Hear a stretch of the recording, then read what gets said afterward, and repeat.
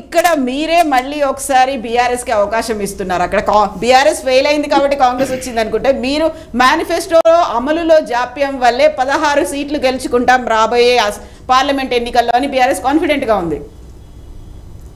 ఇప్పుడు ఒకటండి, వక్తలు మాట్లాడారు, ఇవన్నీ పాయింట్ అవుట్ చేసుకున్నాము. ఇప్పుడు 100 రోజులు అని చెప్పినాం. మేము వచ్చి 100 రోజులైంది అధికారంలోకి.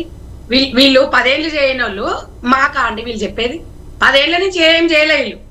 1 నెల ముందు వాళ్ళే ఉన్నారు, వాళ్ళు చేయలేదు, మేము చేయాలట. వీళ్ళు చెప్తే మేము ఉన్నామంట. తెలంగాణ ప్రజలకు మా మీద పూర్తి విశ్వాసం ఉంది. 6 గ్యారంటీలు విధి విధానాలు లేకుండానే ఇప్పుడు వాటి నెల 2 లక్షల జీతం ఉంటుంది సాఫ్ట్వేర్ కి. ఇచ్చేస్తామా అండి? తెల్ల రేషన్ కార్డు ఇచ్చేస్తామా అండి? 6 గ్యారంటీలు ఉచిత సిలిండర్ ఇచ్చేస్తామా? అంటే విధి విధానాలు వద్దా? అరే విధి విధానాలు కాకముందుకే మీరేనా? ఇవాళ తెలంగాణలో నిన్న ఒక్క రోజుకు 7,50,000 వినతి పత్రాలు సమస్యల పైన ఒక్కటే రోజులు వచ్చినాయంటే, ఈ రకంగా 6వ తారీఖు వరకు అందరూ చేసుకుంటే దగ్గర 2 లక్షల మందికి సమస్యలు ఉన్నాయని చెప్తున్నారు. 10 సంవత్సరాలు మీరు అధికారం ఉండి ఏం పొడిచిండ్రు అనేది తెలంగాణ ప్రజలు అంటున్నారు. వాళ్ళకు ఓటు వేసి వేయించుకోమనండి, మేము వద్దంటలేం కదా. ఇప్పుడు సోనియా గాంధీ గారిని మీద ఉన్న అభిమానంతో తెలంగాణ నిలబెట్టాలని ప్రతి ఒక్కరూ అనుకుంటాం.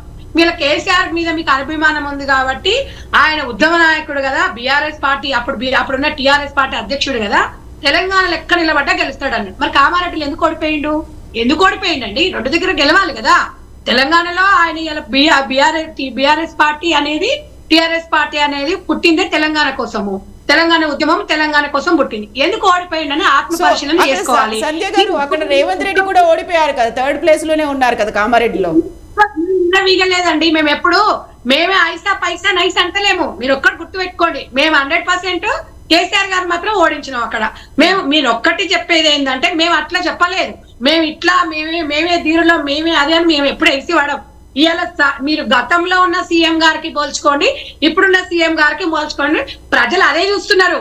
మాకు పథకాలలో ఎగబడతలేరు. మీకు ఆగుతలేదు. 15 రోజులు అయింది అధికారం పోయి. పాపం ఆయన తప్పన్నడో ఒప్పన్నడో లేకపోతే నోరు జారిండో కేటీఆర్ కి గుణపాఠం అని మళ్ళీ మార్చుకున్నారు. అది వాస్తవము.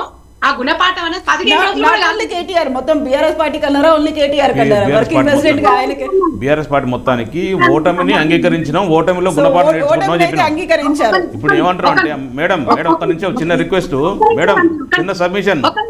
డిసెంబర్ 9 నాడు 2 లక్షల రుణమాఫీ చేస్తాను రేవంత్ రెడ్డికి ఏ ఉద్దేశం అన్నట్టు ఒక మాట చెప్పాల్సిన బాధ్యత కూడా ఉంది కదా మేడం. మాట్లాడినప్పుడు ఒక్క మాట మాట్లాడలేదు. నేను ఎప్పుడు కూడా ఎవరు మధ్యలో దూరం. ఎందుకంటే మనం మాట్లాడేది ప్రజలకు అర్థం కావాలి. అందుకని నేను ఒకటి అనుకుంటుందంటే, ఏది ఏం జరిగినా నేను ఒక్కటి అడుగుతున్నాను. నన్ను అడుగుతున్నారు కదా మీరు, కాంగ్రెస్ పార్టీ నుంచి మీరు ఒక్క క్వశ్చన్ ఇస్తున్నారు కదా. నేను ఒకటి అడుగుతున్నా, రేవంత్ రెడ్డి గారు చెప్పిండు అన్నారు కదా. నేను మిమ్మల్ని తెలంగాణ ప్రజల తరపున కాంగ్రెస్ పార్టీ నుంచి నేను ఒకటి ప్రశ్న వేయదలుచుకున్నా. మీకు ఎన్నికల నోటిఫికేషన్ వస్తుందని మీకు తెలుసా తెలవదా? తెలుసు కదా, మీకు తెలుసు. 2 నెలల ముందే ఇదే అంశానికి సంబంధించి తెలంగాణ ప్రజలందరూ కూడా లిక్కర్ టెండర్ ఎందుకు వేశారు, రైతు బంధు ఎందుకు వేయలేదని అడుగుతున్నా. దానికి మీరు ఆన్సర్ మీకు అవకాశం వచ్చినప్పుడు చెప్పండి. మేమనేది ఏంటంటే, మీరు వేస్తుంటే ఈ రోజు మమ్మల్ని ఈ క్వశ్చన్ అడగడానికి మీకు ఆస్కారం లేకపోయేది. మరి మీరు తప్పు చేస్తున్నప్పుడు మా మీద ఎందుకు రుద్దుతున్నారు అని తెలంగాణ ప్రజలు అడుగుతున్నారు. 100% ఇచ్చిన మాట నెరవేర్చుకుంటాము. ఎందుకంటే మనం ఈ సందర్భంలో చాలా సందర్భంలో కూడా మాట్లాడాం. లేకపోతే మేమేమో ఇలా 200 కోట్లు పెట్టి ఇలా సీఎం గారు ఇల్లు కట్టుకోలేదు, బుల్లెట్ ప్రూఫ్ది, లేకపోతే ఫామ్ హౌస్ కొనుక్కోలేదు.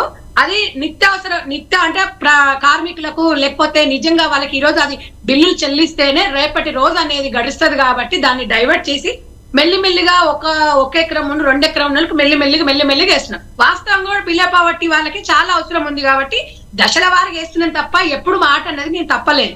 ఇంకొకటమ్మా, ఇలా సోనియా గాంధీ గారు అంటే ఇలా కోమటిరెడ్డి గారికి, మన తెలంగాణ బట్టి గారికి, రేవంత్ రెడ్డి గారికి అవును అనుకుంటాము, ఇక్కడ నుంచి పోటీ చేపిస్తాను. బీజేపీ వాళ్ళకు కూడా ఒక అభిమానం ఉంటుంది. మోడీ గారిని తీసుకొచ్చి చేస్తారు వాళ్ళు, అమిత్ షా గారు నిలబడతారు అంటున్నారు, మహబూబ్ నగర్ నుంచి అమిత్ షా అంటున్నారు. ఊహాగానాలు వస్తాయి, తప్పు లేదు. ప్రజలు ఇప్పుడు ఎవరెక్కడ నిలబడారంటే, మీరు అక్కడ రాహుల్ గాంధీ గారు ఓడిపోయారు అంటే ఇక్కడ కేసీఆర్ గారు ఓడిపోయారు. అంత మాత్రాన అక్కడ స్థానిక నేను ఎందుకంటే ఇప్పుడు మీరు అన్నారు కాబట్టి నేను చెప్తున్నాను. మేము ఎవరిని ఓడిపోయినా ప్రజలను ఓడించిన ప్రజలను మనం ఎప్పుడు కూడా అవమానపరచొద్దు. వారు అనుకున్న విధానంగా వాళ్ళ తీర్పును మనం ఎప్పుడైనా కూడా గౌరవించాలి.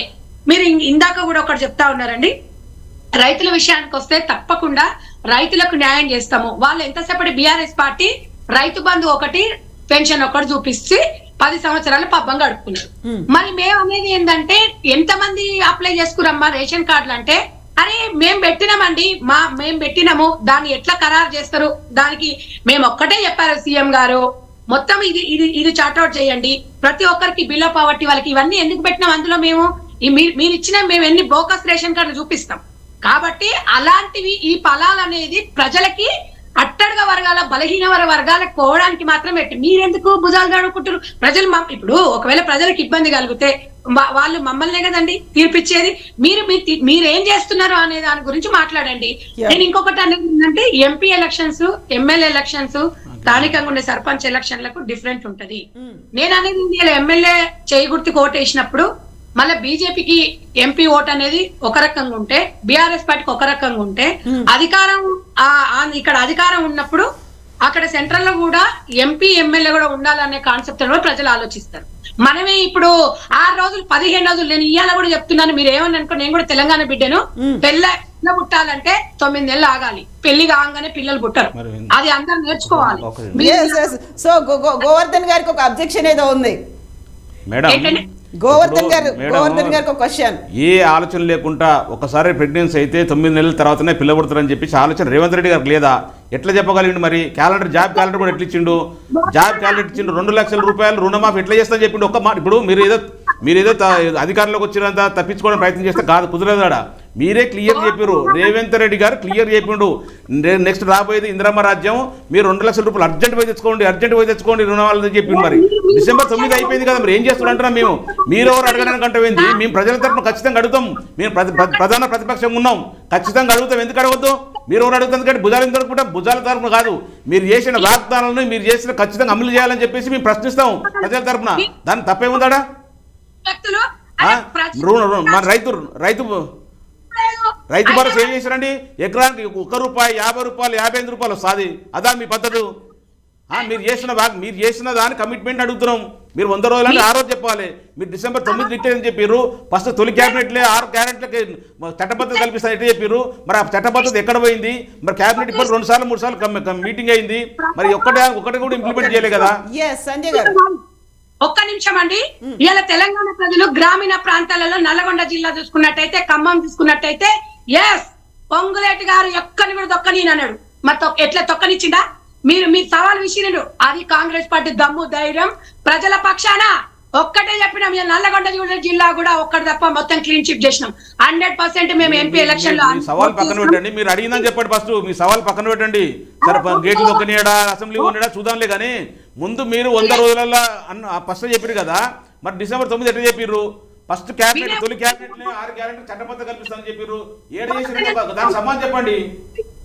మీరొక్కటి వినండి. గోవర్ధన్ అన్న, మీరంటే నాకు చాలా రెస్పెక్ట్. నేను ఒక్కటే చెప్తున్నా, నేను కాంగ్రెస్ పార్టీ నుంచి చెప్తున్నా, ఇనామస్ గా 2-3 ఎంపీలుగా రాబోతున్నాయి. మీరు ఎందుకంటే అన్నా, మీరు పోటీ చేయండి, మేము వద్దంటలేము. ప్రజలు ఎవరు తీర్పిస్తారు?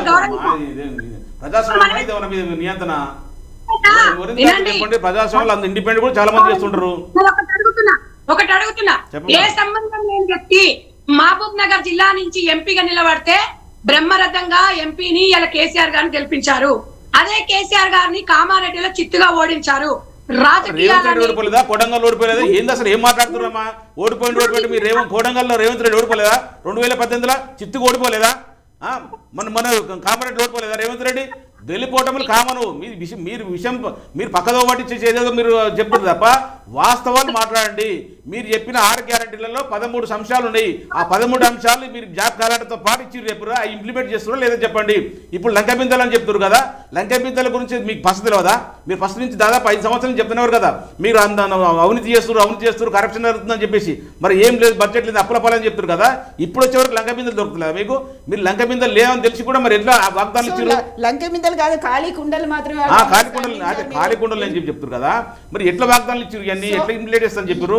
మీరు చేసిన వాగ్దానాలు ఇంప్లిమెంట్ చేయని చెప్పి అడుగుతున్నాం మేము, అంతే తప్ప 100 రోజులు చేస్తారా, రేపు చేస్తారా? ప్రజలకు మీకు గుణపాటు చెప్తారు. మేము లేదో మీరు అమలు కానీ హామీలు ఇచ్చేసిన తర్వాత ప్రజలు మేము నమ్మి ఓటేసారు, ఈ అమలు కానీ హామీలు అని చెప్పి చాలా తెలియదు పాపం. ఇప్పుడు బాధపడుతున్నారు. సంజయ్ గారు, ఇప్పుడు ఒకవేళ లంక బిందెలు కాదు